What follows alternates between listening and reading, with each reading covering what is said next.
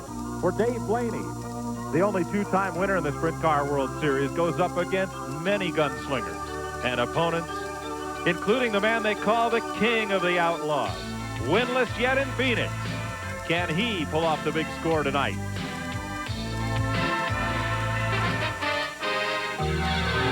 '50 Sprint Car World Series.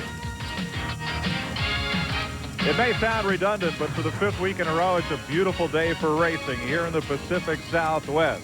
Unlike the frozen north we escaped just yesterday. Hi, everybody. I'm Mike Joy. What a great lineup of sprint car talent we have here tonight for the fifth of 10 weeks out here at Phoenix, Arizona. The point standings, well, it's a who's who of sprint car racing. Sammy Swindell tops the list. Dave Blaney, two-time winner. Steve Kinser, Mark Kinser, Danny Lasowski, the top five. And right behind them, Stevie Smith, opening night winner Jack Haudenschild, Kenny Jacobs, Andy Hillenberg, and Rocky Hodges. Joining me again for tonight's telecast, he escaped from the blizzard in Boston, the editor of Open Wheel magazine, Dick Berggren. Dave Blaney, what a tear he's been on. Boy, he has, Mike. The last 2 weeks, he has absolutely dominated here. Last week, no one could even get near Blaney, but it won't be quite so easy tonight. Now, Dave Blaney's okay, but what a wild ride he took in his qualifying heat. End over end, out of the place, and into the junkyard off the third corner. Well, they retrieved the car, they brought it into the pits, and he's going to try to qualify what's left of it. He is okay. It was a wild ride. They rolled it back after they brought it back into the ballpark. So Blaney will be looking for number 3. And Jeff Swindell, who almost drove that same car to victory here earlier in the series. Steve Kinser, the man's won everywhere on earth in a sprint car, except here. Well, there's been a little bit of a change here. The draw positions he hasn't been so lucky on. He started back in the back of the packs on the draw. He hasn't been able to start up in front of the feature. Normally you say Steve Kinser can come from the rear. It's been real tough. He's had a lot of problems. He took a rock to the head on one of the weeks. The next week he come back, he took a big boulder to the arm, about knocked his arm out of the car, and he didn't get to use it well. He's had a lot of bad luck. The car hasn't really been real fast, but I'd say Steve's coming back strong. So it is surprising that here we enter week 5, and the man everybody thought would dominate most of this series has yet to see victory lane. Let's go down trackside then and meet the 4th member of our broadcast team. Ralph Shaheen is with Steve Kinser. In order to get yourself to victory circle, you have to always be thinking ahead. How's the car? How's the racetrack going to be next week? Steve Kinser, what have you done to this car to get you to victory lane here tonight? Well, you know, the only thing we've done is everybody got here a little early. We put a different motor in the thing, and you know, we just haven't been running very good, just to be honest with you. So let's just hope we pick a pace up and run a little better today. Now, you had an opportunity to go test stock car down at Daytona. Are we going to see you in a Winston Cup car at the Daytona 500 this coming February? Well, I don't think so. I was just down doing a little testing and seeing what I thought of it. And, you know, I was lucky enough that Jack Roush and Valvoline gave me the opportunity to go down and run test for a couple days and had a good time doing it and sort of got a feel for the track. And, you know, I want to thank Jack Roush and Valvoline and NASCAR for the opportunity to do that. You know, it's a real professional group down there, and I'd like to maybe have the chance one of these days to go down and run, and you know, you got to get there and sort of you know, get your feet wet a little bit and make some laps, and you know, you got to have good race teams no matter what kind of racing you're in to go down there. You know, you're just not going to jump into somebody else's sport and walk in there and start running up front. That's just not going to happen. Those guys have been at it too long and are too good at what they're doing, and you know, I feel like nobody's going to get in my sport and however and outrun me real bad. But it seems like they've been doing it pretty good out here. But maybe we can try to make a change of that today. We'll just have to wait and see what happens. He sounds pretty humble about that stock car effort, Mike. He did turn laps well up into the 180-mile-an-hour range, but tonight it's sprint cars and maybe a win for Steve Kinser. Well, for those of you that are still shoveling up north, we can tell you that it's 56 degrees, 42% humidity, only a 3-mile-an-hour wind, and the forecast mostly clear. To think that at this hour yesterday, Ted Walters was driving the plow and I was shoveling up in the driveway of my house, and Dick, you were trying to keep the ocean from taking your house away. Yeah, I was picking seaweed off my roof. Oh, jeez. Good to be here in Phoenix. Qualifying heat number 3 of 4 is on the racetrack right now. Rocky Hodges out of Danville, Indiana, will start his U2 on the pole. Jerry Coons Jr. from Tucson, the 12A, will be outside. Row number 2, Steve Beitler in a new ride. That's the 1M.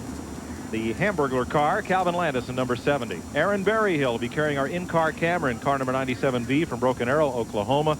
Danny Wood, the 7X from Norman, Oklahoma. In row number 4, number 63 is Mike English from California. Ricky Hood from Indiana in the 7. Row 5, Kevin Huntley driving 29W out of Indiana, and Danny Lasowski, number 5 point man from Missouri in car 5. Gary Cameron the 2nd with that number 3C out of Indianapolis. Black car at the tail end of the field. That's the 11 cars that'll be looking for the 5 transfer spots. There's a look at Berryhill and the view that he'll give you on the right side of the roll cage. That's where that camera is mounted,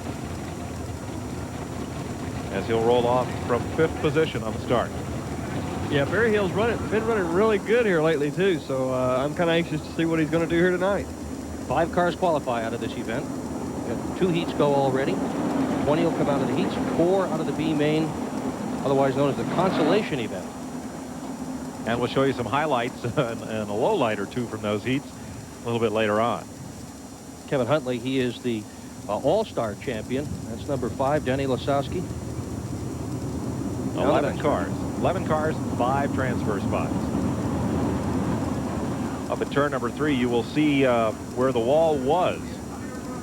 Right there, before Dave Blaney got up and over it. Looks like somebody did some dental work on that wall, didn't it, Mike? But that car should run in the B main tonight. Green flag. Upside down, and it is Kevin Huntley. Yeah, it is Kevin Huntley. That's the Bob Weichert car. That was only the 2nd week in that car. It was brand new last week. He's moving around in the car. He's okay. That car is tore up, too. It's tore up bad. Gary Cameron's involved in that as well, but look at the left rear is down. Both wings are a mess. The front end's all askew. Huntley is okay. There's Gary Cameron's car that started scratch and got involved in that.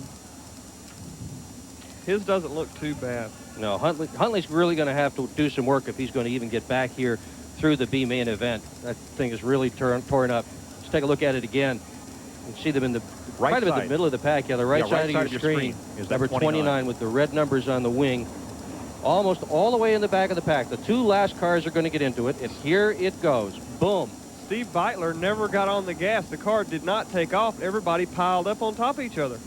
And Mike English, that red number 63, was the meat in the sandwich. Yeah, he was. He was the launching ramp is what he was.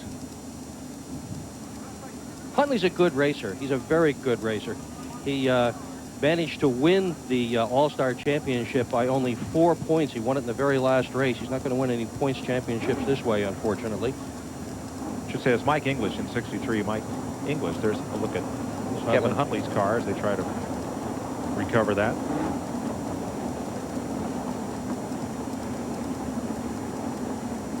So quickly we're under caution. Rocky Hodges got a good jump. Yeah, he did. Rocky Hodges has had a good time here so far in this series. He is the guy we have talked about the most who has not won. And while we've talked a lot about some of the heavily sponsored cars, Hodges' car is sponsored by United Express Lines. That's his car owner. And that's the car that will start on the pole. Let's go down to Ralph Shaheen. Kevin, what happened out there? Can you tell us? All on the start, Gary shot underneath me, and when he did, he kind of hit the car right in front of me and turned him sideways, and I just got over his right rear tire. Yeah, you had a quick look at the car. Do you think you can get it fixed and back into the B? No, it's hurt pretty bad. There you can see the red car that just didn't get going is Gary Cameron, the black car, number 3. Yeah, I guess they've had some motor problems with that car all day today. Bringing out a second car to run as under the McDonald's banner, and evidently they've just not gotten that car back right. And right now it is in the pits. 11 cars started this race. This one at least, eliminated in its opening crash. There's a look at Jerry Coons, outside pole man to Rocky Hodges. And as they remove that car from turn number 4, we'll take this pause. Little rock. Tonight's exclusive TNN coverage of the Slick 50 Sprint Car World Series is brought to you from Manzanita Speedway in Phoenix.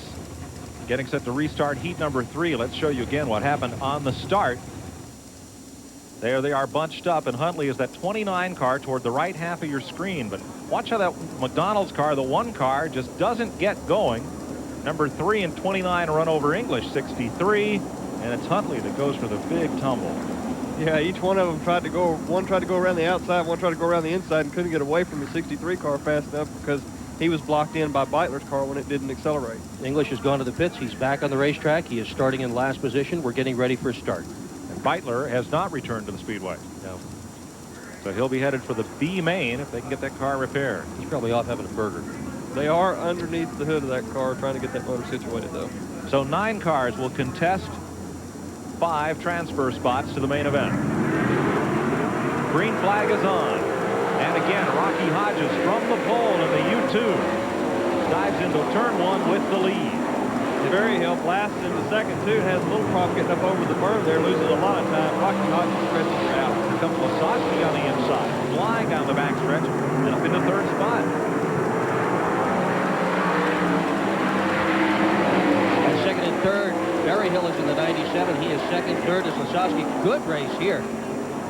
Jerry Coons trying to hold off the 7X of Danny Wood without success. The battle back in the transfer spot, 5th position. 5th right now, hold down by Coons, with Ricky Hood closing in. It's the ride for Berryhill's car. You're in second position right now going down the backstretch. That's the leader right in front of you. Rough racetrack tonight.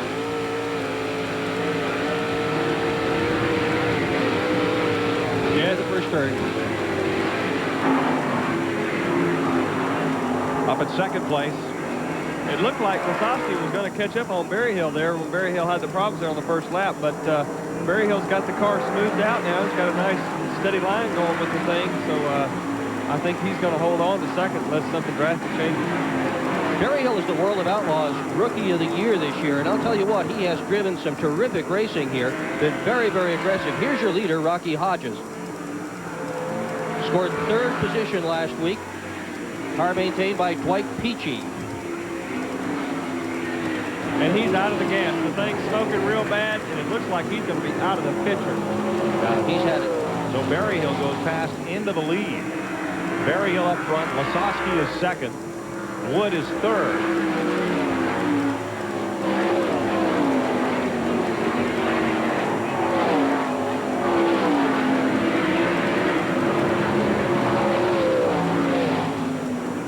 And there's Aaron Berryhill up front. Put Lasowski second. With 1 lap to go, Jerry Coons in third. Danny Wood, Ricky Hood in the number 7 in the transfer spot. Berryhill has never won a World of Outlaw feature, but he will have a terrific starting position tonight and a good opportunity to do so. He will go right to the second row inside, I do believe, for the feature tonight. And he has really been fast, so he's got a good shot at it tonight. Aaron Berryhill takes down the checkered flag for qualifying heat number 3.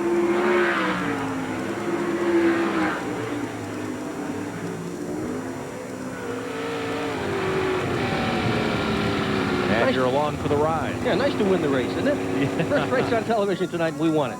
There's a look at Danny Lasowski, the 2nd place finisher out of Missouri. That's got to make him happy. Last week he wound up in the B main. The B main got shortened. Lasowski didn't even make the A feature. They were walking around with long faces here this morning. They won't have such long faces tonight. Well, that's what you go back to that old luck thing, you know. It'll bite you sometimes, but sometimes it'll help you out a lot. Look at the draw. The way this works, when the drivers first come in, they each pull a pill. It's kind of a little round ball. It's got a number in it. The guy who draws number 1, he starts on the pole of the first heat. The guy who draws number 2 starts on the pole of the second heat, and so forth. So Berryhill is the winner. Lasowski, the Wood, Hood, and Landis. Here tonight in Phoenix, put a pretty good crowd on hand at Manzanita Speedway. Go Sammy. As the cars for the 4th heater on the track, quickly, let's go to Ralph. Well, you know, Mike, sometimes something new will help you get to victory circle. Aaron Berryhill was sporting this new driver's suit that helped him get to the win of this heat race. But take a look at this over here. This is a brand new Hoosier tire. Everybody's been over here taking a look at it. Aaron Berryhill, was that the difference that got you to victory lane, that new Hoosier? Well, I'll tell you what, we're just now trying these things out with the Hoosier people, and the car feels really good. It's biting real well. You know, the track conditions are a little slick tonight, and it's turning out for the better so far. Hot laps were a little bit off on them because we're not sure how to use them, but the more we learn about them, the better they're getting. How different is that tire from something else we'll see here tonight? Well, I think a majority of them will be running Goodyears, and, you know, a couple of them will be running McCurry's, but you know, like I said, this is new for us, and we're just trying it out. Mike, the rumor is it's a synthetic rubber instead of a natural rubber. Now, Jeff Swindell, how different is the synthetic rubber from a natural rubber? Well, it wears a lot different normally. Normally, the synthetic doesn't wear quite as bad. It'll tear more when you get too soft a compound on the tire, but it's just a different preference in the way Hoosier does it over Goodyear or McCreary. Results of that third qualifying heat you just saw. Aaron Berryhill, the winner. Danny Lasowski, second. Danny Wood, third. Ricky Hood, fourth. And Calvin Landis moved up into the fifth spot. Those cars will transfer directly to the main event. Everybody else goes to the B main or consolation event. We move to qualifying heat number 4. This is the best heat of the night, Mike. I think good lineup of cars in this race. Star-studded, that's for sure. Sure is. Looks like it should be.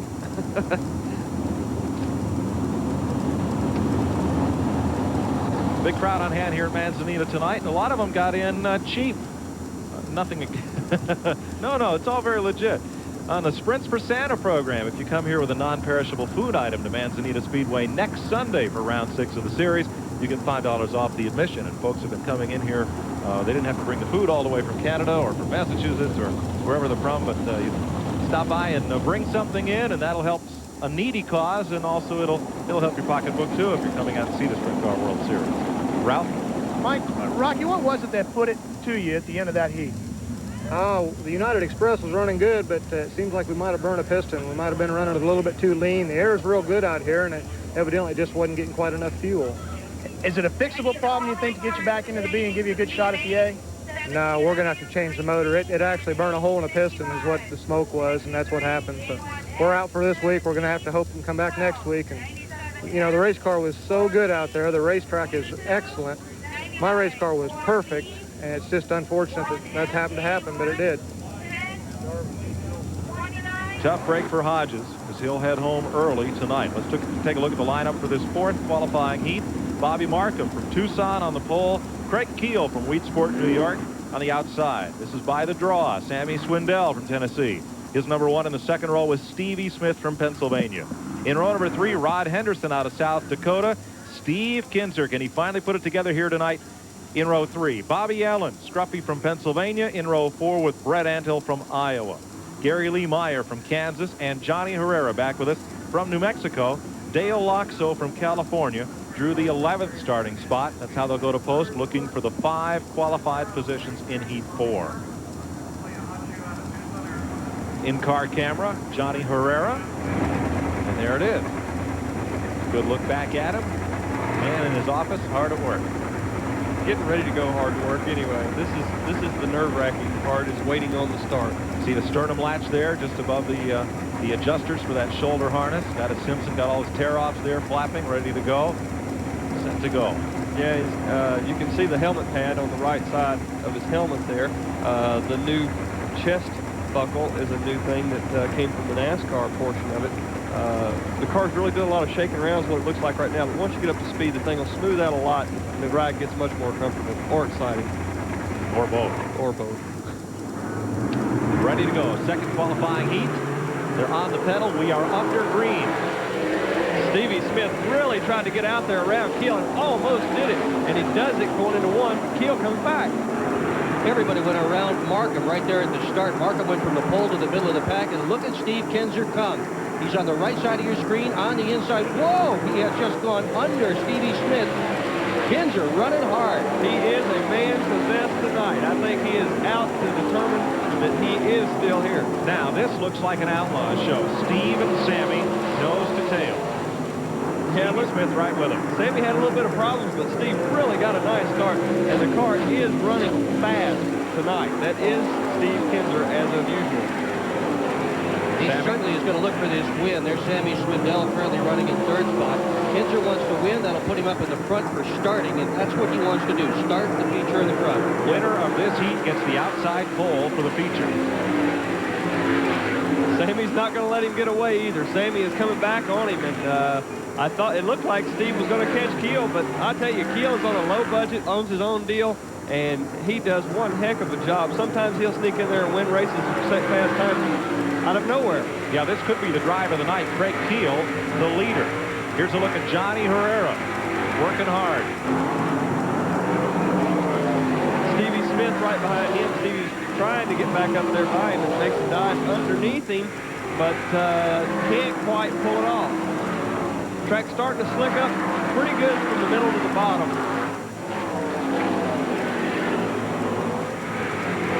There's Johnny Herrera. We're going to take a lap with him.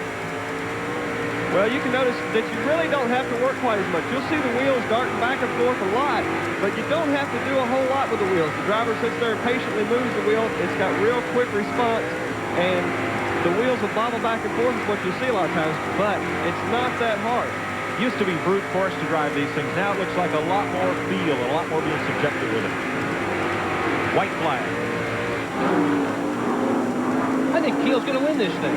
And wouldn't that be great? Yeah, a real underdog. To go home to New York saying that you ran out front and you beat Steve Kinser and Sammy Swindell heads up. Here comes Keel off turn number 4. Final time, checkered flag, he wins it. Kinser about 10 lengths back. Swindell, Herrera, and Stevie Smith. And Gary Leemeyer. Well, Craig Keel, I'll tell you now, there's a name that even at the top of tonight, running down all that list of stars we gave you at the top of the point standings, would you say that Craig Keel will go to victory lane tonight? Well, I figured he had a good possibility because Craig, when you put him up on the front, he's real hard to pass because he gets fast a lot of times. And sometimes he can drive away from you real fast. And when he does, when you can do that to Sammy and Steve, then you've done something. Here's Herrera inside the cockpit. 4th place finisher. 4th place. Yeah. Not that Keel is such an underdog, but it's just that this series has been so tough, and with the draw starts, so unpredictable. So great run for Craig Keel.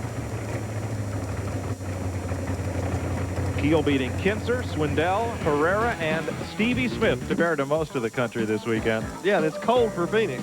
Yeah, it is. About 54 degrees right now. The sun's setting over Manzanita Speedway, just southwest of Phoenix. We're here for 5 more weeks for the Sprint Car World Series. We'll take Christmas weekend off, but otherwise, come out and see us. Let's have another look at the start of this heat event and what happened that propelled Steve Kinser up toward the front there. See Kinser on the outside left side of your screen in that blue Valvoline 11. Problem here is Markham, the white car in the middle, just got off to a bad start. And as he did, people got him on the right, they got him on the left, and Kinser took the best advantage of anybody. Yeah, going into 1 here, 3 cars, everybody tries to pile on the bottom. Kinser goes around the outside and just makes an immaculate move. It's like getting in the right line at the toll booth, isn't it? Sort of a deal like that. Exactly. Only in Massachusetts and New Hampshire would you know about that, right? Yeah. Well, let's go down with a man who's going to have some money to pay the tolls with Ralph. Craig Keel, was this win for you due to this racetrack turning towards your style, or was it just a draw that you got tonight? Well, the draw helped an awful lot. There's a lot of good cars here, and when you can start in front of them, it makes it a lot easier. I think I still would have done pretty well because the track's my type of track. It's dry and slick, and it's fast, but it's smooth, and I much prefer a dry, slick, smooth track than a rough and sticky one. As you mentioned earlier, Jeff Swindell, he's going to have that kind of racetrack coming up later, but we wanted to point out something on his tires. He's running McCrary's, and when we talk about low-budget operations, the left rear here, this tire's got 3 races on it. The front tires each have 5 races on it. He's run these ever since he's been here. The only tire that's new on this car is the right rear. Well, I tell you, the Keel group can get every bit of anything they use out of it. They don't throw away anything if it's still halfway usable.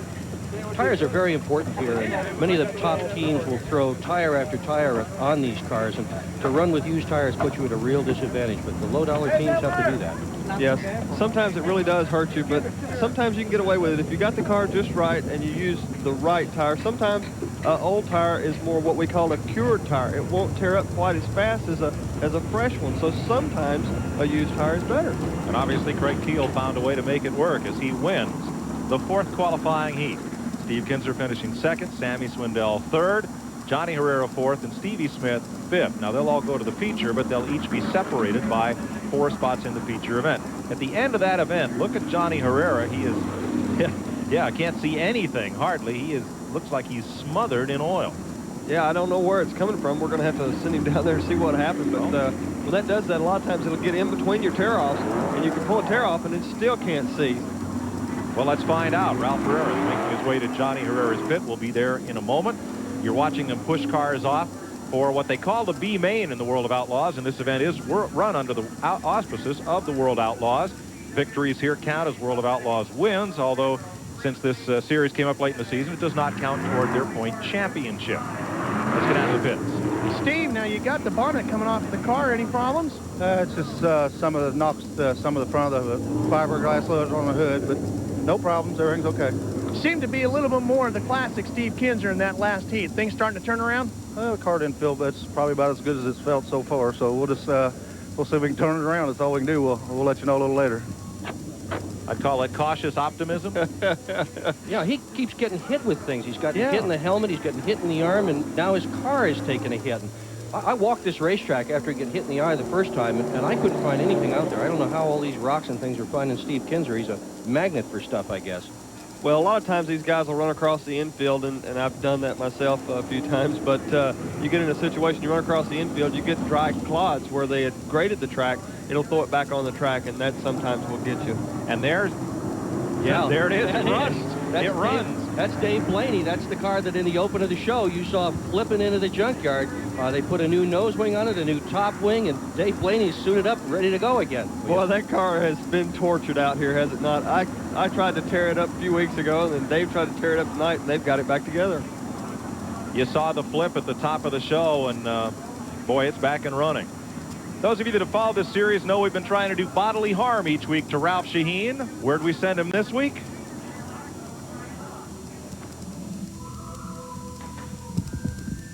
Gunfights were a big part of the Old West, and as you know, gunfights have been outlawed. We thought it might be kind of fun, though, to get some of our friends from the sprint car group together and have a little game of paintball. Wait a minute, I think I see Swindell. Freeze!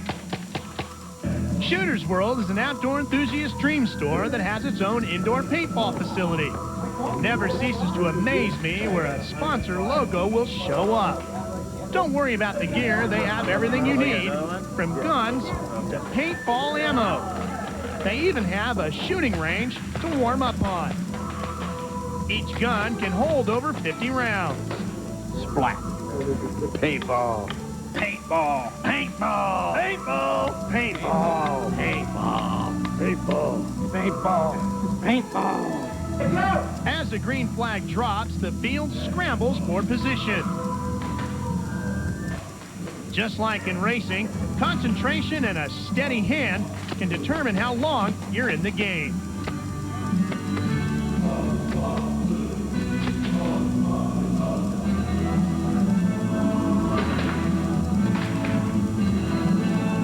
Check it out, a Swindell in the crosshairs. I bet this is the only time Steve Kinser would want to trade places with me. For Sammy Swindell's crew chief, Kelly Pryor, rolling around in the dirt is just like another day at the office. When you get hit, you're temporarily out of the game, as was the case with our producer, Mark Fleckel. Like any good broadcaster, I always do what my producer tells me, but look where it got me this time. It's important to know when to be aggressive and on the gas, and when to lift and retreat. Watch closely. Jeff Swindell's about to perform one of his patented rollovers. But with great teamwork, Jeff bounced back to claim the win. That's it. Oh, boy. I wonder if Simpson knows he's providing the helmets for those deals. Well, actually, we had a couple of the Simpson guys were there with us. Well, you can see Ralph is still in one piece, paint and all. You know, the one thing you learn about paintball is who your friends are. Now, this is my former friend, Guy Forbrick, and the reason why I call him former is because he cheats at paintball. Now, he doesn't cheat at racing, but he does cheat at paintball. He took a cheap shot, Forbrick. I told you I'd get back at you. This is it, pal. And normally I would let a crew chief talk to me, but since, as I said, I will get the last word. No, that's it. No talking for you, Guy Forbrick. But it was a lot of fun out there, and the guys had a great time, and it was just, if you've never done it, it is really, truly an experience. Really was a blast, I'll tell you. And the best part about it was I got to shoot the producer and Ralph all within about 5 seconds of each other. Took them both right out of the game. Now I wish I'd been there. Don't worry, we have lots more ways to try to injure Ralph as the weeks go on. We're going to send him barstool racing next week, I think. We're going to send you to commission event, or B Main is ready to roll. 4 cars will transfer to the main event. There are 23 scheduled starters. This one will go 12 laps. Dale Blaney from Ohio starts on the pole in the 7 TW, opposite Gary Lee Meyer from Kansas. Row number 2, the 3C, Gary Cameron from Indiana, Bill Liebig from Arizona in 10A. Gerald Slinkard from Mesa in the 55, Rod Henderson from South Dakota, the D1, Mike English from California in 63, Mike Archuleta of Las Cruces in the A1X. Kevin Pilot of Santa Cruz, Dale Loxo, also from California. In row 6, Jerry Coons from Tucson and Chad Mellenburn from South Dakota. Troy Klein from California and Brent Antill from Iowa in row 7. Jeff Slinkard from Mesa and Dave Blaney back in row number 8. In row 9, Bobby Markham from Tucson, and Steve Beitler's car has been scratched with fuel system problems. In row 10, Joey Allen from Pennsylvania, Ricky Lee Tankersley from Texas. In row 11, Bobby Allen, who crashed right on the start of his heat race out of Pennsylvania. Kevin Huntley, whose car flipped in that third heat, has scratched. Mike Kirby will go to post in the shotgun position. Dave Blaney, starting all the way back in 16th spot, has got to pass a car every lap and one more just to make this feature. He won the last 2 weeks in a row. There's Blaney in the number 10 in the center of your screen. Boy, he's a long ways back. His brother is on the pole. But I'd say if there's a car in the field that can do it, that Ford can. You've driven it, you would know. We're all about I it have right now. driven a Ford lately. Yeah. Just not out of the park. There's the hole in the fence. Ooh. And looking for green. Green is on. Gary Lee Meyer jumps out to a nice, comfortable lead. Meyer from the outside pole. Getting out front. This goes 12 laps. Here's Blaney moving up through. He is ticking them off. Yeah, 9th, 8th. Past Blaney Kevin is flying. Pilot was passing cars left and right. Blaney went around him. Both cars quickly coming to the front. Blaney gets Slinkard. Blaney on the inside. Now moving up on Troy Klein.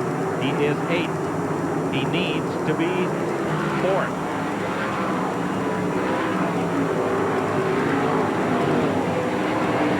That makes him 6th. 6th now. And I'd say this lap he will be in 5th.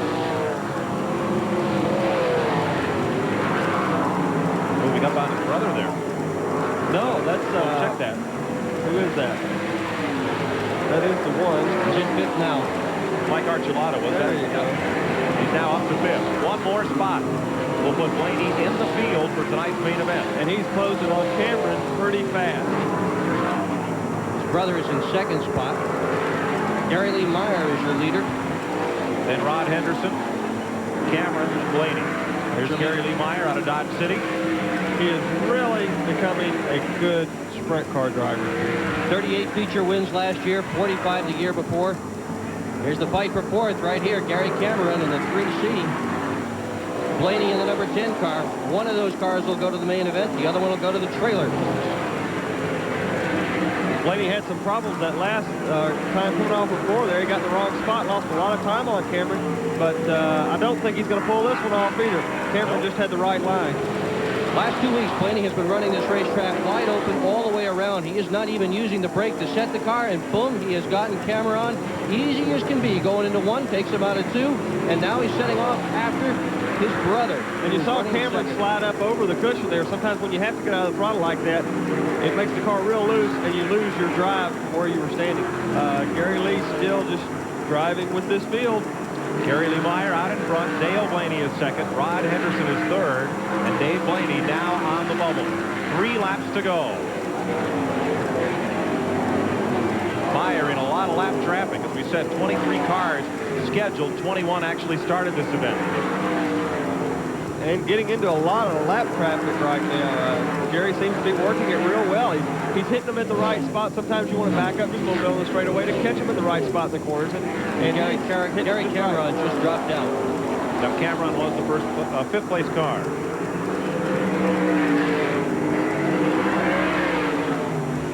Gary Lee now has about a half a straightaway lead.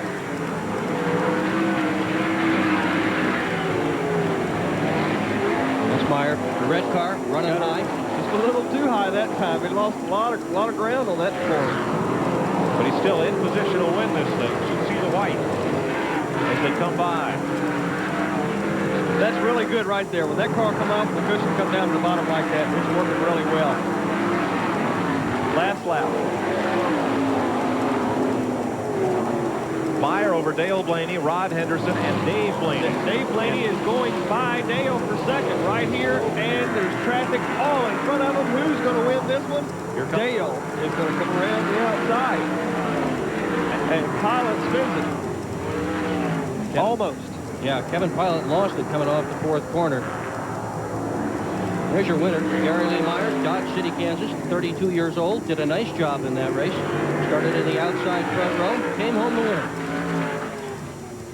So Meyer moves up to the 21st starting spot in the main event tonight. This 24-car field. Let's have a look again at the finish on that last lap. I wonder if these guys weren't brothers, if Dave Blaney would have moved up at about that point.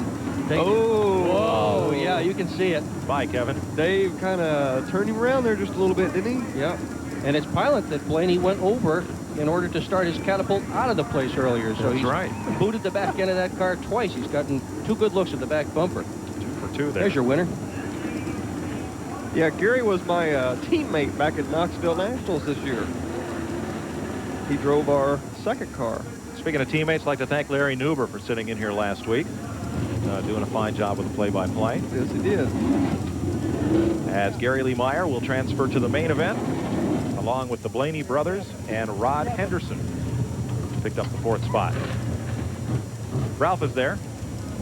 Gary Lee Meyer climbing out of the car now, and we almost knocked his helmet off the backside there. Gary, as you can see, there's a lot of dust kicking up around here. How bad is it out on the racetrack with the dust tonight? Well, you know, it's getting real slick, you know, and it's hard to pass on, and so, you know, you hope you can start up front, but I don't get to the way it is, but it's real slick, and it's actually, you got to run around the top, and then I think the bottom will come in, and it'll be faster on the bottom. With that knowledge, and that's one of the advantages to being a B-main guy, is you get to see the racetrack at the last possible minute. How will you set this car up for that type of surface? Well, you know, we'll change right rear tires and probably change left rear tires and some shocks, and then we'll go from there. You went up real high with 2 laps to go. Did something go wrong with the car? No, I was just trying it, and it's getting, the cushion gets so far around that it's getting, there ain't much of a cushion, it's just getting real slick. So Gary Lee Meyer will head up the group of 4 cars that will transfer to the main event tonight from the B main, and a lot of cars go home. Big field here tonight. There's a look at the finish. Mike Archuleta will be the alternate to Meyer, the Blaneys, and Henderson. So down to the pit area, they're preparing for tonight's feature event under the stars here at Manzanita. We'll be right back. Phoenix, Arizona, Manzanita Speedway. I'm Mike Joy with Dick Berggren and Jeff Swindell topside to call tonight's action. We've seen 87 drivers from 19 states in these first 5 rounds of the Slick 50 Sprint Car World Series. You've seen 2 of the 4 qualifying heats. We'll show you some highlights from the first 2 heat action. Qualifying heat number 1, 12 cars went to post looking for the 5 transfer spots. Here they come down for the start. The black number 2 on the pole is Andy Hillenberg. Jeff Slinker is the car alongside as they get the green. And Hodenshaw got a really good start on that time. He started back in the back, but he got by a couple of the rows before they ever even come off the 4. That's the yellow car, Jack Hodenshaw, out of Ohio in the Pennzoil, number 22, now going to work on the bottom side against Greg Hodnett. Puts him down pretty quick. And now Jeff Slinker, the second place car. Jack really has been fast here every one of the races. A little bit of trouble there for Slinker. I think he saw Hodenshaw go by so fast he just didn't know what happened. Hillenberg up front. Yeah, Andy just took off from this field and just continued to drive away. Hodenshaw had to pass all the other cars, so it gave Andy a big lead on the start. So it was really hard to catch up with Andy. Here's the separation. Coming up toward halfway in this event, you see Hillenberg, Hodenshaw, Greg Hodnett in the 4A out of Memphis. He's the third place car. A little further back, Marty Wilcox in that red number 3 out of Phoenix, trying to hold on for 5th qualified spot. He'll battle with Jerry Stone in 24. Stone's going to pull on up. At this time, it's the battle for 4th place. So Stone goes up to 4th. And Wilcox holds on to the 5th position there. Hillenberg ran off and hid for Haudenschild and the rest of this field to win the first qualifying heat. Hillenberg the winner. Haudenschild second, Hodden at third, Stone fourth, and Wilcox fifth, just the way you saw them. They ran that way to the checkered flag. Qualifying heat number 2 was a little more exciting. Watch on the start. Right smack in the middle of your screen, you'll see Dave Blaney catch a wheel and go out of the park. Home run derby. The car landed unscathed, but for the wing damage between 2 locked fences. Took about 40 minutes to extricate it. They actually brought it back through the fence and then took it around to the pits on its wheel, slapped a couple of wings on it, got them ready to go again. Exactly. That wasn't the original start. That was one of the restarts later in the race. Once they finally got it going. Here's the restart. Randy Tyner is your leader here. Tyner in that black car. And he's got Kenny Jacobs in the yellow 71 with him. And for a while, we thought Jacobs would win this heat. Terry McCarl really seemed to turn that around a little bit. Yeah, McCarl will be in the 27 car. Here you're watching Tyner and Jacobs. Here comes McCarl. It cost him just a little bit of time coming off the 4 there. When Jacobs moved up, I think he had to get out of the throttle just a hair. But he's coming back strong on Jacobs. Up in the cushion real nice. Jacobs is right in the middle of the slick part. So he's definitely a lot faster than Jacobs is. This is nice stuff. He's all over Jacobs, not hitting him in any way, giving him all the room in the world. And McCarl continues to put the pressure on. Watch that. Isn't that nice? You see him wave? That's the way to do it. him wave? Stuck his arm out of the car. Randy Tyner would go on to win this second qualifying heat out of Sacramento, California. With McCarl finishing second, Jacobs third, Steve Ballinger in the Ronald McDonald car fourth, and Fred Brownfield out of Washington would get the final transfer spot. Those are your highlights from the first 2 qualifying heats that occurred before we hit the air here in Phoenix. Let's go back down to the pits and Ralph. You know, Mike, if you're a fan of the low-slung, high-horsepowered, super-modified division, this is the king of your sport, Bentley Warren, who happens to be visiting us here in Manzanita. What brings you to Phoenix? Well, we're running Phoenix International tomorrow, tire testing for Hoosier Tire Company, and I just had to come over here and watch some dirt racing. Getting ready for the Copper Classic, I assume, and of course that comes up in 1993. What else is going on with that division in 1993? Some new things? Yeah, well, we got 4 shows at Volusia County Speedway during Speed Week at Daytona, and that's with the International Super Modifieds. And then we're going to have a whole full schedule on the East Coast of Oswego and all the other tracks. Getting a head start, getting ready for another Classic win maybe in 93? I would like to, naturally. Boy, for a guy 52 years old, he sure still presses the button, still gets around well. Bentley Warren, don't let him fool you. He's from Gloucester, Mass. He's here to escape the blizzard. 2 days ago, probably called up Hoosier, said, could we come to Phoenix and tire test? Everybody wants to come to Phoenix for one reason or another. And we'll come back to Phoenix right after this. It's your event time. TNN number 1, Hi Ellen. Happy birthday, TJ. He's the driver. Very good, TJ. Believe it or not, that's one of our Delco battery push trucks. Happy 16th birthday. Sammy Swindell getting set to be pushed off here in this feature event. Now this is going to look like deja vu all over again, as I think Yogi Berra said. But this was in the midget race earlier today. As he had come back from way back in the pack and came to second and was trying to catch Paige Jones for the lead. And he goes up, digs the frame in, and over for the second week in a row. That was an easy rollover there, but I'm sure his leg didn't feel too much the better after that one. He pulled a ligament when he did it last week, and they thought they were going to have to operate on it. They went in and did some tests Thursday, and they said that some heel time is going to make it all better. So Sammy is okay, and he came back in that midget event earlier today to finish third. So he is all right and getting set to go here in tonight's feature event.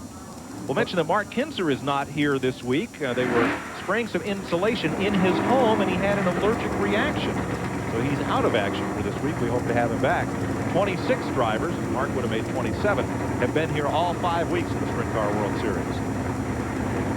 Johnny Herrera looking a little cleaned up there. I guess they threw him in the gunk tank. Yeah. That's a nice shot. You can really get a chance to see how open and exposed the drivers are. They've got a real good view of everything around them, right, left, straight ahead, no sheet metal in the way. Harry McCarl passing by on the inside with Ricky Hood in the number 7. And here's Aaron Berryhill with our other in-car camera. Mounted on the right side of the roll cage. Berryhill has been exciting in this series. He's been running really good. I think he's got a good start tonight. Hopefully we'll see a good finish out of here. And you got Andy Hillenberg on the outside of him that has been really fast here and hasn't pulled one of these things off yet. Keel on the front row outside. You've got a lot of possibilities of a new winner here tonight. A lot of them. Blaney, who's won the 2 in a row, starting way, way back in the last row. Let's go back to the pits and round. This is Kelly Fryer, crew chief for Sammy Swindell. Now, Kelly, you guys are running a bit of a different motor here this week. What is it? Well, it's a motor that was built for the mile racetrack in Indianapolis. Different camshaft, a lot more compression. Now, when you run a mile motor on a half mile, can you get too much horsepower in a track like this? Well, what we're trying to do is keep the camshaft from coming in too quick. Won't blow the tires off of it. Horsepower comes in on top. So a little smoother. A jump off the corner for Sammy. They call this motor Godzilla. That gives you any idea. I can't figure that out. He runs wide open all the way around all the time. Just come in with the camshaft. Let's look at the starting lineup for tonight's feature event. Randy Tyner from California on the pole. Craig Keel from New York outside. Aaron Berryhill and Andy Hillenberg, both from Oklahoma. Hillenberg has a birthday tomorrow. Terry McCarl from Iowa had a great run in his heat. Then there's Steve Kinzer. He'll start 6th tonight. Danny Lasowski goes off 7th. Jack Haudenschild 8th. 9th to be Kenny Jacobs from Ohio. Sammy Swindell will start 10th. 11th, Danny Wood from Oklahoma. Greg Hodnett from Tennessee. Row 7, Steve Ballinger from South Dakota. Johnny Herrera from New Mexico. In row number 8, Ricky Hood from Indiana and Jerry Stone from Oklahoma. In the 9th row, Fred Brownfield from Washington. Stevie Smith from Pennsylvania. In row 10, Calvin Landis and Marty Wilcox, both from Phoenix.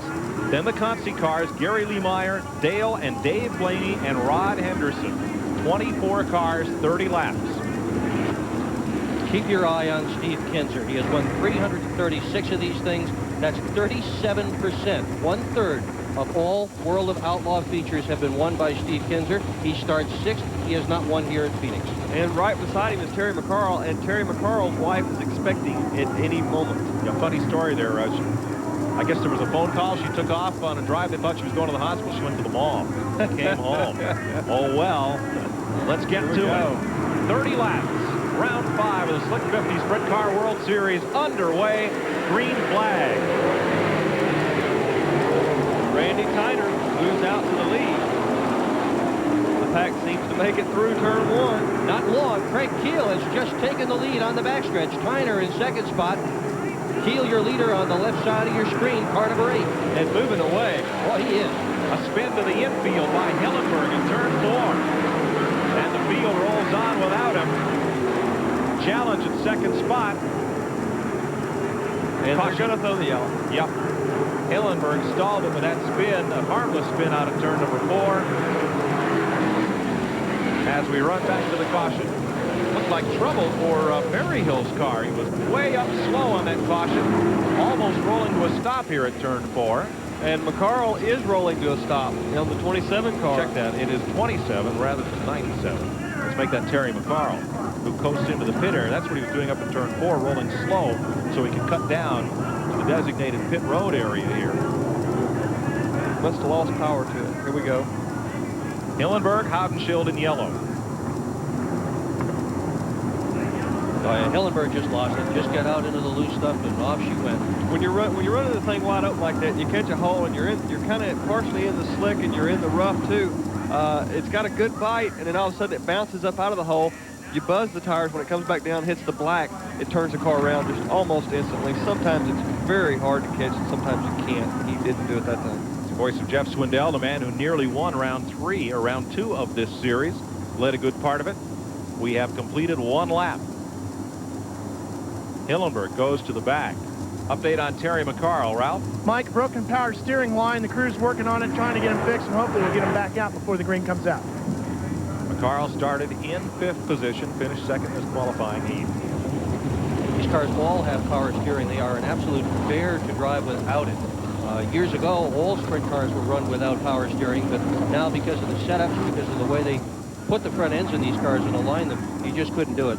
Even Steve Kinzer couldn't turn it without power steering. The thing about it is with the wing and the down pressure, and you got so much force on the front end, it's just so hard to steer without the power steering. Power steering's made such a difference in race cars. So we spent 2 days, Monday and Tuesday night at the Buck Baker School of Rockingham with Buddy Baker and John Force, the drag racer. Now, getting him to turn left, that was a trip. But the thing that surprised me most about running those NASCAR Sportsman and Busch Grand National cars there was how easily they steered with the power steering. It's kind of like getting in one of those big old Lincolns, the ones you could steer with your baby finger and just running it around. The steering, it almost felt like it was too light. Yeah. Okay, Mike, how fast did you go in one of those things? I don't know. Buddy says 140. 140 miles an hour. You know, that's what he says. He had the watch, I didn't, so I got to believe him. Plus, he's got to sit next to me all season long, so who knows? We'll be back. Lap complete. Randy Tyner is second. Steve Kinzer up to third. Jack Haudenschild fourth. Fifth is Sammy Swindell. Sixth, Danny Lasowski. Aaron Berryhill is seventh. Terry McCarl is eighth. Kenny Jacobs is ninth. Greg Hodnett is 10th. Johnny Herrera is in 11th. In 12th is Steve Bellinger. And there is Dave Blaney. He has passed 10 cars in one complete lap. Don't count him out of victory lane just yet. Well, that would be amazing if he could do that from there, but I tell you, he's going to have his hands full tonight. He didn't get started up front. Terry McCarl is out of this race. We're ready to go back to green. One lap complete. Restart out of turn 2. Here goes Sammy. Yep. Sammy smokes to the lead. Woo, that was one heck of a start. Sammy Swindell. Greg Keel. Hard on the throttle, but it just wasn't hard enough. And Swindell came out of the pack like a slingshot. Man, that was a nice start. We got one slowing on the back straightaway, and he pulls it out of gear and stops. That's Hodnett. They're going to take it back. Yep, we'll go to yellow. Greg Hodnett in trouble out of turn 2 and rolling to a stop. Just sit there. All right, Jeff, tell me about the psychology of these restarts. Keel is the pole man. He's up front. He's the guy that's got to set the pace. And what's the protocol? Actually, I think Keel must have chose the wrong spot on the racetrack to start the race.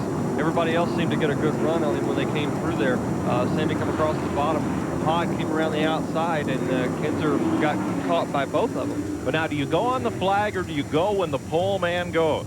You go when the pole man stands on the gas. No one stands on the gas till the pole man goes. The green light will not come on the racetrack until after the cars have taken off and they decide that the start is okay. Good point. And folks, keep in mind, this is probably contrary, Dick, to just about every other form of racing where you wait on the flag and then you go. Yeah, ordinarily you see the flagman coming off the fourth corner when the guy waves the green flag, off you go, but that's not the way it works here. There's a light on the backstretch, and when that light goes to green, that's when you go. Okay, one of the big things about right now is Sammy is going back. They did not complete a lap. The yellow flag came out right as Sammy was coming under the flag stand, so they're going back to the last original start. So that's really going to kill Sammy, and he don't want to give it up. He's still staying up there.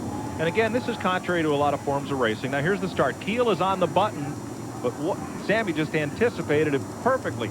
Tyner got a good shot, so did Kinzer. Tyner just didn't get. He didn't come off on the restart. Well, he was locked behind Keel. He couldn't get going either. Yeah. I bet Sammy'd like to see that replay so we can do the same thing all over again. Yeah, I think that'll go in his clip reel. Yeah. You know, of favorite restarts. Well, it can't be a favorite because he didn't get it. Well, still it was a good job. I tell you, you can't get any better than that on restarts. No, he really got the job done there. And the lap count's still at 1. Now again, in a lot of forms of racing, when the leader passes the line, that's a completed lap. That's not the case here. In World of Outlaws, it's the judgment of the scores, whether they have the field sufficiently covered to call that lap completed. In this case, we didn't. And Keel got a lesson out of that as well. He saw all those guys go by, and he certainly is not going to get caught sleeping at the switch again, and neither is Tyner. Yeah, Keel just got a reprieve from the governor. Well, a lot of the things, the main thing about this racetrack on the restarts is the cushion is so far up on the racetrack, and when you start coming off a 2, you're not up to speed yet. So when you go into 3 and you stay on the cushion, if a guy's running the same speed you are going down the back straightaway, he can slide across the bottom like Sammy did. There's the end car. Now remember too the protocol. You're looking at the cars in turn 2. That's where they restart. At turn 2, run down the back straightaway, and then come around to the green flag. So as they pass that start-finish stripe, that is the beginning of the first scored lap under green. Yes, that's right. And you don't actually get a lap in until they come all the way back around again. So actually, you're under throttle for a lap and a half before you get a lap in. 1.5 to get one, and that's what saved Craig Keel's lead. Right. And it's the safest way to do it. Sammy had the lap actually for almost a lap and a half. We're going to try it again. Hodnett is back at the tail end of the Kinzer field. lags back, way back to jumpstart the rest of the guys. And here we go. And it cost Sammy on that one. Steve's got a good run in those front 2 spots. They come out of turn number 4. This will begin lap 2. Keel at the front. Tyner in second. Kinzer now third. Kinzer takes second from Tyner. And he's got his sights set on Keel. Second with authority. Hodenshield inside Tyner. Oh, it's Tyner. Yep. Tyner and Hodenshield tangle. Hodenshield didn't quite clear him going in the corner there when he tried to slide job him underneath the bottom, and takes both of them out. And that's a perfect score for the 3F. It has crashed every week here. With different drivers. 2 different drivers. And that wasn't his fault. No, it definitely wasn't. No. But the car is pretty well torn up. It's doubtful that he'll be back at it. No, he is done. And Hodenshield, look at the right rear on his car. Hodgenshield's done as well. That is the product that actually hit Tyner. Was the right rear. Was the right rear. Terry McCarl on the sidelines. Looks like Hodenshield will join him, as will Tyner. And the man who had the scariest looking wreck of the weekend, Dave Blaney, is out there running. Here's Jack Hodenshield trying to slide him under the bottom, and he must have thought he got him, but didn't know he was there. Yep. Right rear, right front. That'll do it every time. Just picked him right up. Hodenshield must have thought he cleared him. Let's see if this angle shows it any clearer. Look at the Chevy Swindell there. No, it's already done. Yeah. Sorry. Already happened. Well, Tyner almost got it over again. Not quite. Laid it on its side. Not quite over. About as close as you can get without doing it. Yep. Well, now, Hod's trying to get a push off. Yeah, I'm trying to figure that one out. I thought looked like that right rear was so torn up, but I guess it's just a flat tire, Mike. Yeah, it looks like everything seems to be intact over here. I thought maybe they better not roll him. The angle on that. Better not roll him too fast. Sometimes when these tires are flat, they get to flopping like that. They'll take the Nerf bar and wrap it and rip it right out of the car. So we're under caution, and I'm told we still have 1 lap completed. We'll be back to Phoenix right after these messages. Hi, everybody. Pat Patterson again. Ever wondered why nobody's ever improved on that can of spray lubricant we all have in our garage? Well, the folks at Slick 50 have. They've added Slick 50 PTFE and made a new spray lubricant called One Lube. Brazilian. John Cameron Swayze should have done one of his famous watch commercials tied onto the roll cage of one of these sprinters. There's Hodenshield. His car's got a new right rear. He's back out. Terry McCarl got his car fixed, got back out for a lap a little bit ago. Kelly Pryor in there helping the guys change the thing. Yep. Sammy Swindell's crew chief. Everybody does pitch in when there's a problem with one of these cars. They all jump in and try to get it fixed. One of Kenny Jacobs' crew also there on the right-hand side. Looks like he's fixing to tighten it up. Kelly's working with putting the tire on, and one of the Pennzoil guys has got the jack, and the other one puts the nut on. So, well, you know, you'd hope that when your car comes in here, you'd get the same kind of help. That's no doubt. That's one thing about Kelly. Kelly started out with me in sprint cars half a dozen years ago or so, and every time you see pit action, you see Kelly. Hodenshield is going to start in the back of the pack, and that'll make it exciting. He's got a third here after he busted a nose wing off. He won, he flipped. Last week he busted another nose wing and chose to pit. There he is, and he will be exciting starting in the back of this pack. One car that I don't think is coming back is Randy Tyner. His 3F is on the hook. They're going off to the pit area. Definitely tore that thing up pretty bad. Yep. Yeah, that's one tire you're not just going to bolt on and replace.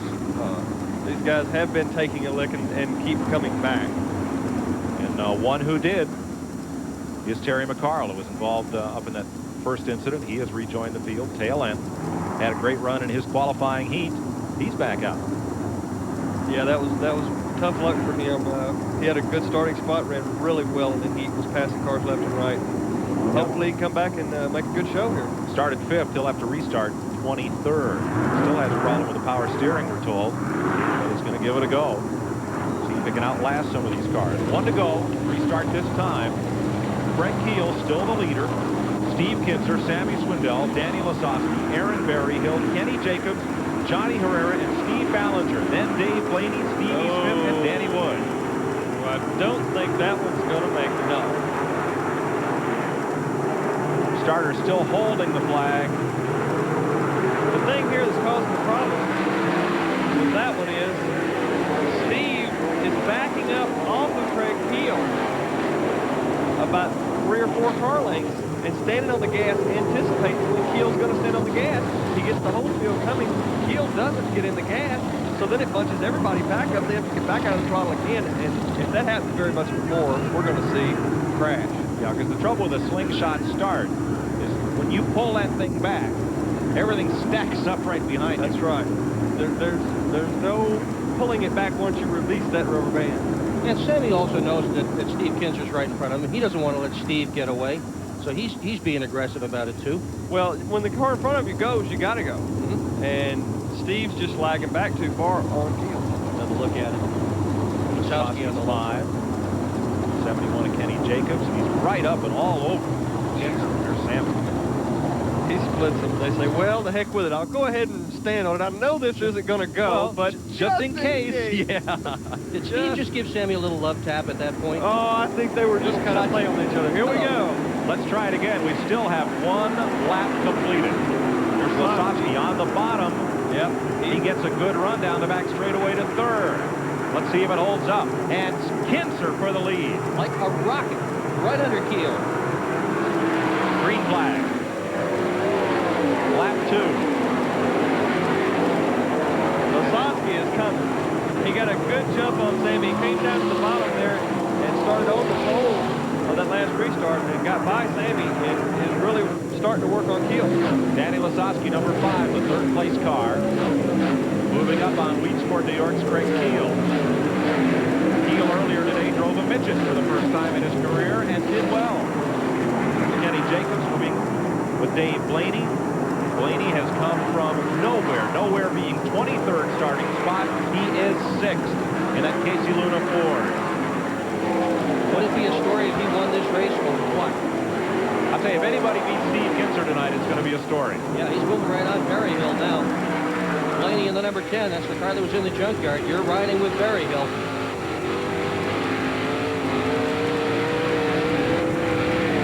In 2 weeks. You're in 5th spot right now. Feature event at Manzanita Speedway. In 2 weeks, Blaney's been from victory lane to the junkyard and back again. Mm-hmm. And there's Blaney right there. And the in-car camera is going to be dropping back a spot here very shortly when the 5-ridge car gets there. All right, Kinzer lapping past Marty Wilcox. And there, that looked like Danny Wood. As Steve Kinzer picks him off. Kinzer leaves for New Zealand, a previous commitment to the race series down there. They were going to leave during this week, but they decided to come back for one more shot at Manzanita. Did not want to leave here without a firm shot at 1 win. They couldn't figure out how this eluded them. Tangle and caution. Marty Wilcox in the 3. Looks like they must be tied up. It's Brett Brownfield in the other car. Brownfield's in the 92. From Snohomish, Washington, Brownfield, who got in here by finishing 4th or 5th in his qualifying heat. And that's exactly what Blaney needed. That's going to close the field up, and that's going to give him a much better shot than Steve Kinzer, who had actually started to run off with things. The lap cars will be lined up right where they're running between the 1st and 2nd cars. There's Kinzer. 6 laps now complete out of 30. Kinzer the leader, Craig Keel, Danny Lasowski, Sammy Swindell, Aaron Berryhill the top 5. Dave Blaney posted in 6th. Kenny Jacobs, Johnny Herrera, Steve Ballinger, and Stevie Smith in 10th. Then Danny Wood, Gary Lee Meyer, Calvin Landis, and Ricky Hood. Only car out of the race, Randy Tyner. Yeah, Jerry Stone has just pitted.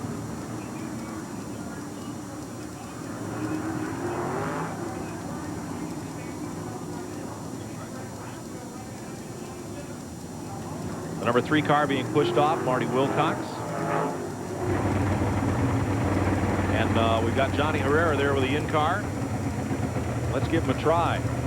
Johnny, this is TNN. Can you copy us up here in the booth?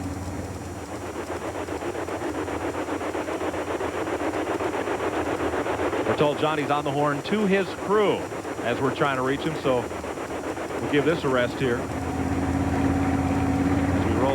under the caution flag. 6 laps down, 24 to go. Looks like we may get a start next time. 2 cars separated from turn number 2.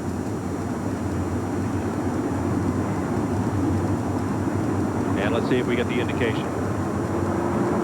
One more time. Here we go. Heel now in the 3rd spot. Kinzer up front. Getting set to go back to green. And Berryhill goes around Sammy and around Lasowski, and the lap car catches him going into 3. I want to tell you, Berryhill has been impressive tonight. And he still looks like he may get Lasowski, but no, he gets loose coming off the corner. Brett Heel moves up past that lap car to ensure his 2nd spot for the moment. And here is the Vibrant 4. Pulling right up on Berryhill. There's a wing on the front straightaway. We'll get a caution.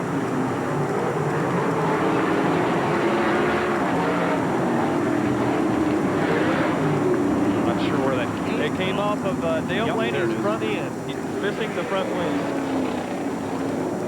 And there it is. Yep, sitting up in the 4th corner. You ever had that front wing fly off? What's it feel like? Well, it comes back in your face sometimes. Sometimes you have to dig it out of the cockpit to see. And a lot of the times when you have to run without it, it makes it real hard to steer because it makes the car push a lot because the front end gets a lot lighter on the car. You can take the wing valve on the top wing, run the top wing forward a lot of times to make up for it. Matter of fact, I won one of the Outlaw shows last year in Lernerville, Pennsylvania that way. So we're under caution, still scoring 6 laps complete here. There is Dale Blaney's car. And they're going to drill a new mounting spot. Get that front wing back on. That's a different one. Oh yeah, them things pop right off and on. They've got kind of like tear-offs. Yeah, they've got 2 bolts normally in the front there that you can see him trying to put in, and it has 2 Zeus fasteners on each side on the back. So it's a very quick project. We're also told that Rod Henderson broke an oil line on his car. He's in the pits, and we're looking for green flag once again. 6 laps complete. We've got it. Steve Kinzer's your leader. Lasowski now running in 2nd position. So Danny Lasowski, who's in the top 5 in points here, moves up to 2nd. And Blaney's got to be one of the fastest cars on this racetrack right now. I think him and Steve are probably the fastest cars on this track. The fight for 5th between Blaney and Sammy Schwindel right there. Sammy trying to hold him off. It looks a little bit like he's holding him up. Yeah, he definitely is holding him up this little bit. Sammy's car isn't just right through the corners, and Sammy's taking a different line, and he's slowing down a lot more coming off the corner, getting in a lot faster, but Blaney's coming up on him in the straightaway. Long gap from there back. Sammy tries Keel on that shot, didn't make it, and Blaney comes after him because he tried him and got a little bit slowed down. Ricky Hood falls out of the race and goes to pit road. Blaney is so impressive all the way from the back of the field. Look at this, challenging for 5th spot. He's got it. Well, he had it. He's got it. From 23rd on the grid. That is impressive. Kinzer, Lasowski, Keel, Blaney, and Swindell with 10 laps complete. Here's the man we've not seen up front in this series so far, but he is making a display of it tonight. No doubt. And him and Danny Lasowski seem to be moving away from the field very strongly. Danny's not going to let him get away from him, but Steve is staying on the gas. He's getting to that lap traffic pretty fast. You heard the interview with Steve at the top of the show. It was a different Steve Kinzer than we're used to hearing. You didn't hear that strong voice of confidence. He says, you know, they're tearing us up, and we don't really know why. It was kind of self-deprecating humor there, but now he's the one with a smile on his face. But they've really tried hard, Mike. This is the 2nd car they've brought here. They started this series with a coilover car. They switched to the torsion car they're more familiar with, and boy, have they got that thing hooked up tonight. No question. Yeah, the car seemed, all the other races, it seemed to be loose on the right rear, slide through the slick, didn't want to grab a hold quite as good. Now you can see he can run right in the edge of the slick, and the car seems to be sticking really well. Danny Lasowski is right there in 2nd, and he's coming along with it. Kinzer the leader, Lasowski 2nd. Jack Haudenschild from the back after that pit stop has come up to 9th place. We kind of hate to say it, but Carl stayed home this week. Maybe that's where you want to watch the race from, if you're listening there, Carl. But I'm sure that's not part of it. Just a matter, I think, of luck turning around and getting the right combination. Steve Kinser out in front. That's it. I think Carl's packing for New Zealand. Here's Dave Blaney in traffic as we come up on halfway. That's Calvin Landis out of Phoenix just ahead. Greg Hodges just behind.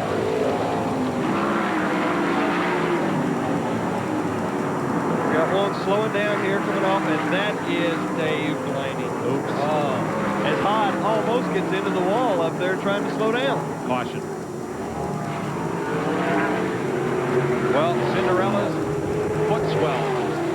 And that hope-for glass slipper after he's taken that ride out of the park is not going to fit tonight. You can try no harder than that, though, Mike. No. You've got to applaud these guys. Kenny Woodruff and the crew worked to put that car back together again, get him out there and run that well. So we're under caution once again here at Manzanita Speedway in Phoenix. Second place car, Danny Lasowski, is going to pit. Kenny Jacobs is in the pit under this caution flag. That's a sad story. Denny was running really well. Could run no better than that. Running second, sticking with Steve Kinser. They can rejoin the field, but they will rejoin it at the back of the pack. And this, oh, that's the problem right there. Obviously, flat left rear tire. Now there are several lapped cars separating Steve Kinser from Craig Keel, who becomes the second place car now that Lasowski's on pit road. And Sammy Swindell will be third on this restart. Kenny Jacobs is in the pit. That'll move Herrera up to fourth. Yeah, that's tough. That's one thing about this, as we talked about a while ago. You see all the different pit guys helping out on every one of these things. Every time it happens, you see half a dozen crews working on the same car, trying to get everybody back in the race. Nobody wants anybody to stay out of the racetrack. Trouble on the Steve Bellinger car from South Dakota. The thing looks like the right front torsion arm there has raised up on the car, and it looks like it's stuck down in between the roller and the axle. That's odd. It'll make it sit like that sometimes when it does that. If the axle moves back just a little bit, or the torsion arm is just a little bit too short when you get the car in a left down bind going in the corner, it can raise up and stick. You can see it not moving up and down right there. It looks like that's what's happening. Let's check on pit activity with Ralph. Well, the problem down here for a couple of drivers has been out of fuel. For Kenny Jacobs, his car, the 71M, ran out of fuel, and in the process, burned up the motor because they tried to get it going again. Now, the problem is almost the same for Dave Blaney. You might remember his crash. During the crash, it kind of shortened up his fuel tank. And in the process of shortening up the fuel tank, they couldn't get as much fuel in the car, and he is a little bit out of gas. You can see with our camera, there's the dent in the fuel tank on the back side. Under caution here, Kenny Jacobs would have been the fifth place car by that restart, but now he is by the wayside. They don't get very good mileage on these cars. They only get about 3/4 of a mile to the gallon. They run alcohol, and boy, do they drink an awful lot of it. Folks, because we've had so many caution flags here, what the World of Outlaws and Manzanita Speedway officials have decided to do is going to red flag this race and refuel the cars. Then they'll put them back out here, and we'll finish this event. And hopefully all those cars that had trouble, but for Kenny Jacobs, as you heard, will be able to rejoin this race. So give us a minute here. We'll be right back with the finish. Race day, next on TNN. Well, you see down in the pit area off turn number 4, they are fueling cars, and the red flag couldn't have come at a better time for Craig Keel, who ran out of fuel just as they had dropped that red flag and coasted in. That's Keel's car just to the front. Of course, he was the first car there, having run out of fuel first. Look at Stevie Smith. He's had a fair run here tonight, currently posted in the 7th position.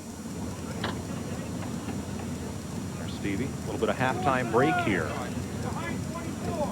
16 laps complete. Red flag for refueling. We'll get right back to this. Right now, let's do a little up close and personal with Stevie Smith. What's your hole up there? Stevie Smith's heritage is one reason why he is currently one of the top professional sprint car drivers. Stevie mastered his craft on the Pennsylvania sprint car circuit, one of the roughest in the country. I think there's no question. I think that's the toughest circuit for local racers in the country. The guys there do a real good job. They race a lot. They have good equipment. And I think that's been a big success. There's mostly the half-mile tracks in Pennsylvania. There is a couple quarter miles. And I've been able to adapt to the racetracks out west and southern and all across the United States. The help I got from Pennsylvania was it really did a lot for me in my career. Like all drivers, Stevie struggled early on with the question, can I be successful as a racer? Well, I wondered at first when I started. Things went slow, and we didn't have a lot of money to buy good equipment, and I was wondering if I was going to be able to do it. But the next year, things started falling in line, and it just seemed a lot easier than the first year. And ever since then, we've just been kind of climbing the ladder, so it just all fell in place for us. 1992 was a tremendous year for this talented young driver. 8 wins and second place in the final World of Outlaw points. Stevie is pleased with his team's performance, but doesn't plan on resting on his laurels. We're happy with the class we're in, the sprint cars, and we've worked real hard. I've been around them for a long time. I'd like to move on maybe to NASCAR, but right now we're going to try to perfect what we're doing, do our best for the team and the guys we're working with, and we'll wait for an opportunity to come along. Stevie Smith's future appears to be a bright one, but he has never forgotten his roots and the fact that those tough Pennsylvania dirt tracks made him more than just a winner. It just seems to be the capital of sprint car racing, and it's the style tracks. Sometimes they're wet, they're rough, they're slick. You just got a whole variety, and I think it just makes a good racer out of you. And I'm sure there's a lot of other drivers in Pennsylvania that are capable of doing this outlaw circuit if they could get a good sponsor and travel along right with us.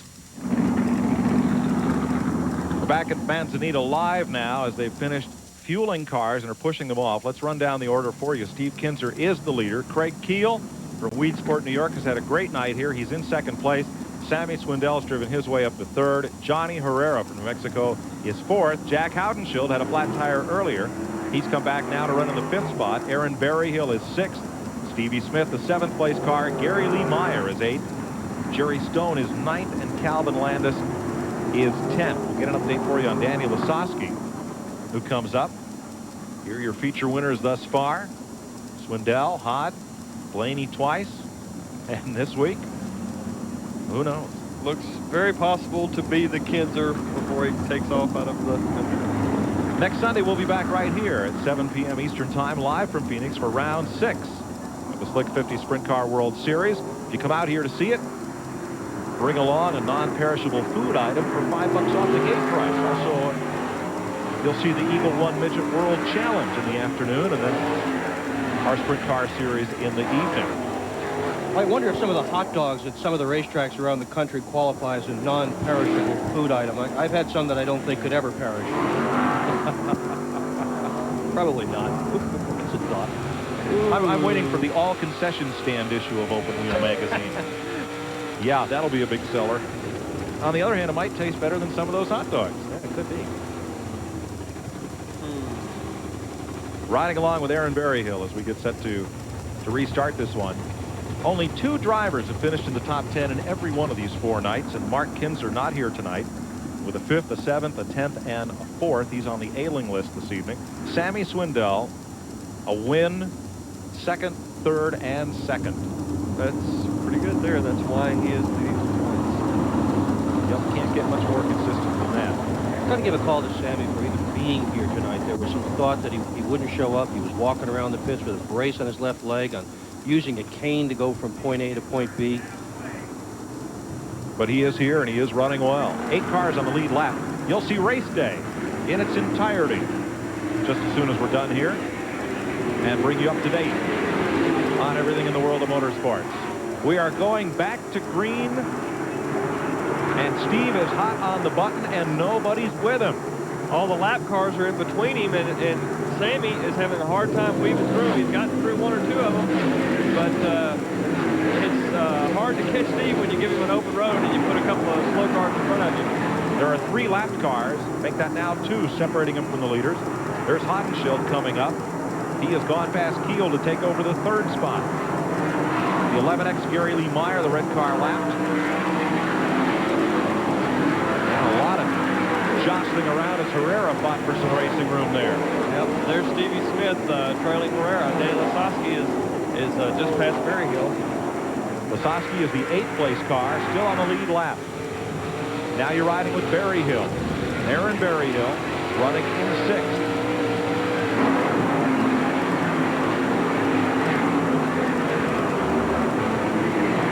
Semi having a large trouble getting around Greg Hawkins there from Memphis also. And Hodchild's coming right after him and not going to let him wait too long. If you're looking for Keel in this picture, you're not going to see it. He has dropped way, way back. Had a tough run on the restart. It said earlier that it looked like Keel was missing, the motor was missing just a little bit, so he may have motor problem. 10 laps to go. And again, you'll see race day in its entirety after we're done here. Still 3 lap cars separating Kinser and Swindell. That'll be tough to overcome here. Major tough. Kinser has basically checked out. He has got almost exactly a half a lap lead right now on Sammy. Yep, paid the bill, turned in the room key, just waiting for American Express. So here's the race. Here's the race right here for 2nd spot. Sammy's got it at the moment. Hotshield in that number 22, the yellow car, is looking for it. And you got 2 strong cars, 2 good race car drivers, and they're looking for 2nd place money right now. It's pretty tight. I'd say they're pretty evenly matched. And there's Herrera coming into the picture right in behind Hotschild. 2nd, 3rd, and 4th, and there's Lasowski. He's moved right up with him, so those 4 cars in a row. That's your 2nd place battle, 4 cars deep. There's Herrera. That's Lasowski on the right side of your screen, inside, Johnny. See him look over to the left to see if anybody's beside him. And there is somebody beside him right now. Lasowski.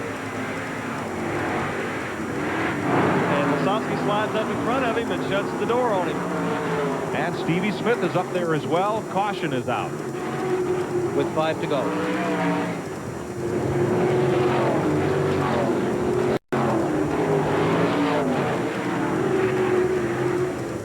Safety truck moving toward the back straightaway. As caution is out with 5 laps to go and puts an end temporarily to Steve Kinser's run.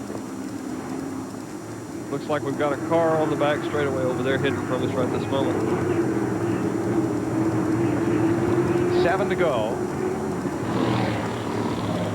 I'd like to know what they did different with that Kinser car, because they have been just unbelievably so much faster this time. And there is part of the debris actually that was on the back straightaway. A bar on the back stretch, not a car on the back stretch. Yeah. There's an old Ray Melton story about that, but actually it is a torsion bar, one of the suspension components with the torsion arm still attached to it.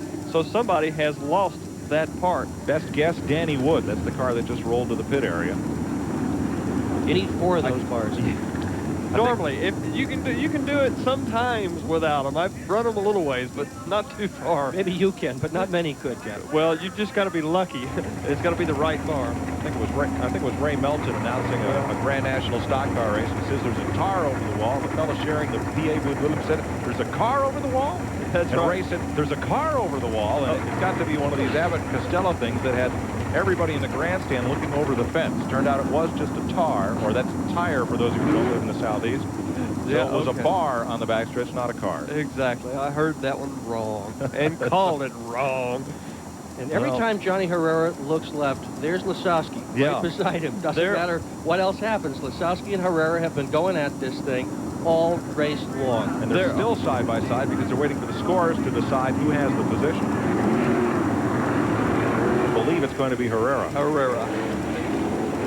I don't think Danny liked it, but he's going to have to live with it. And, oh, they can't do that. A lot of lap cars. That was a messed up start there. Kinser was way out front, but the lap cars didn't go. And it is the Steve and Sammy show at this point in time. And I don't think they're going to throw the green. They did not. And that's a smart move. Yes. Yeah, everybody wasn't ready. While you saw Kinser speed away, there were 3 lap cars stacked up and nowhere for Sammy or for Hod or any of those other guys to go. And that battle for second spot, as we said, was 5 cars deep just before the caution because Stevie Smith had caught first. So it's going to be a good one. I'll tell you what, right now there's only 1 car between Sammy Swindell and that number 22 of Hodenshield, and then all the rest. So we got some strong cars up front. Now, we're not giving this race away to Steve Kinzer. Stranger things have happened here in this series. This is very true. When you put Sammy and Steve together on the front of the show, you're not going to know what happens till the last lap. That lap car, the 11X Gary Lee Meyer, in front of Hodenshield, and right ahead of him is the 4A of Greg Hodnett. That's what separates Hodenshield from the 2 leaders right now. They may do a little reordering here as they come around. Kinzer the leader. Swindell second, Hodenshield third, Johnny Herrera, Danny Lasowski, Stevie Smith, Aaron Berryhill, and Craig Keel are the cars on the lead lap. 7 to go. Sammy tries to go to the bottom and get a good start, but he just can't do it. Kinzer got the right rear stuck in the cushion, and he takes off pretty good and gets about a 6-car length lead. Here's Hodenshield, right side of your screen, and he clears all the lap cars. Hodnett's front wing is flipped up and torn all the pieces on the front of his car. Hodenshield all the way from the back of the pack. He was involved in that incident with Tyner, and he has worked his way to 3rd. Hodenshield now trying to close on Swindell. A lap car, and then Lasowski, second car in the frame. And it's Stevie Smith now, who's balked by the lap traffic. Smith's red 77, trying to get through traffic. Pull up on Lasowski. 5 to go. As they come past, Kinzer looking to be the 4th winner in 5 weeks of racing here.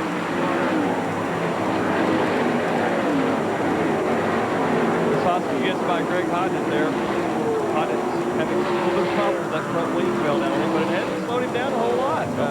Those guys aren't blasted by him, but they're getting by him slowly but surely. Back up front, Kinzer in what must be a very familiar feeling place. And a welcome one after the trouble he's had in the 4 weeks of this series so far. They've got the car figured out because that car looks like the Kinzer car. Look at the nose wing there on Hodnett's car. Stuff flying off, actually. Looked like one of the rear supporting brackets. Oh, well. Makes for a tough night. Kinzer in the Valvoline machine into the countdown laps here. Live on TNN as he pulls up on Steve Bellinger. Second place, Sammy Swindell. He's now about a half a straightaway behind Steve, but he is gaining just a little bit every lap. Ooh. Kinzer not able to get by Bellinger that time. 1 lap to go. He'll run this underneath. He'll run this lap very cautiously. Doesn't want to tangle with anybody. Steve Kinzer, your leader, going down the back straightaway. Into turn 3, and as he comes up and out of 4. Final time facing the checkered flag, Steve Kinzer. Nice job. In the 5th week of the series, gets his win. Sammy Swindell second, Jack Hodenshield third, Johnny Herrera 4th. Danny Lasowski. Lasowski is 5th, and Stevie Smith is 6th unofficially. Kinzer's running this thing like he didn't see the checkered flag. I'm sure he did, but he's still hard on the gas. Sammy went right into the pits. As soon as he took the checker, Sammy Swindell immediately went to the pit area. We'll be back to the Sprint Car World Series. Right after these victory lanes hits the Valvoline machine of Steve Kinzer and Dick Berger, and we've been waiting 5 weeks for this to happen. Everybody knew it would. It was just a question of when. Yeah, this is his 32nd win in World of Outlaws competition in 1992. If he ran only this 1 year, he would be 5th in the all-time list. Right now he's with Ralph Shaheen. Ralph? Big sigh of relief for you. Was it something that you found, or did the racetrack come to you tonight? Well, you know, I just got confidence in the car. It started running right through the rough stuff really good, and you just had the thing where you could just, you could just run right through the holes on the thing, and the car really worked good. And yeah, it's been nice to make it a little bit easier to fly to Australia now, knowing that wouldn't get shut out here. Well, you know, this win probably doesn't rank up there with all of your titles or with another Knoxville win, but what does it mean to you? How tight were you coming in here tonight? Well, you know, it really didn't mean anything. You know, people watching television stuff said, when are you going to win one of those things? And, you know, I don't like going 5 races without winning a race myself, especially as good as we normally run. And I'm just glad to win one, and I'll take off to Australia and let the rest of the guys fight it from here on out. Steve Kinser in victory lane, a very accustomed place for the King of the Outlaws. You know, it's interesting, Mike. He said that he doesn't like going 5 races without winning. Most race car drivers go the entire season without winning. And 5 races for him is a long, bad spell, and that says something about his skill level. Kinser the winner. Sammy Swindell second, Jack Haudenschild third, Johnny Herrera fourth, and Danny Lasowski came back for a top 5 finish, had a strong run here tonight. Johnny Herrera gave that in-car camera quite a ride as well this evening. Stevie Smith picked up the 6th spot. They were all on the lead lap. Craig Keel, the early leader, fell back a lap in the closing 2 circuits to finish 7th. Greg Hodnett was 8th, Jerry Stone was 9th, Gary Lee Meyer was 10th, and Calvin Landis was the 11th place finisher tonight in round 5 of the Sprint Car World Series. What'd you think? Oh, I thought it was a pretty good race, really. You know, you got a lot of stamina out of most of these drivers out here in the sprint cars, and you know, Steve fought with the rock to the head and the rock to the arm, and Sammy's got the messed up ligament with the brace on the leg, and he runs second tonight. So and it's got to be different when you go home and everybody's seen the race on TV, and you got to answer those questions. Yeah, very much so. Let's go back down near victory lane. Ralph Shaheen. Well, we're with Jack Haudenschild, who finished 3rd here tonight. We didn't get a chance to talk to you after the incident early on. Can you just tell me what happened out there? Well, early in the race, I got together with Randy Tyner, and I hit him, and, you know, messed us both up, took him out, and set me the tail. So, you know, we had to start from the tail, and we were way back, and coming from the back, it's a long way to get back up through there. So, you know, we managed to get back up 3rd, and, you know, so it turned out to be a half-fair night. What was the story with this racetrack tonight? Was one type of car better than another, and is that why Kinser got to where he did today? Well, he just kept out of trouble and, you know, kept his nose clean, and his car was going good. And you know, it don't matter really what kind of car you got, as long as you get her halfway right, you'll be there at the end.